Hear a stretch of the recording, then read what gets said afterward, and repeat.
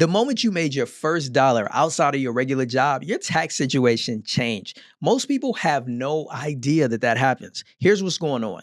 When you have a W-2, your employer, they handle everything. The taxes that get withheld, the forms that need to be filled out and filed, they process it all.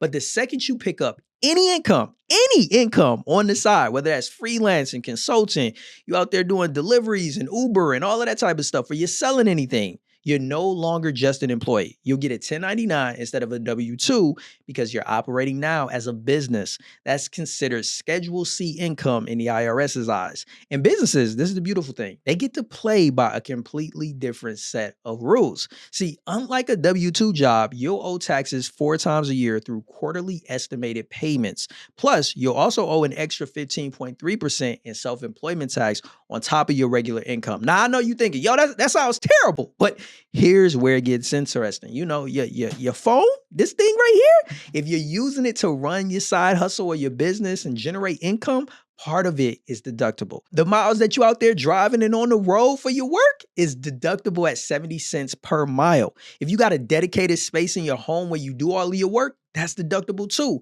Software, equipment, subscriptions that are all tied to how you earn that money, all of it is deductible. But here's the thing, most people with side income, they report every dollar that they made and they write off none of what it cost them to make it. That's paying way more than you legally owe in taxes. And here's the part that most people never get.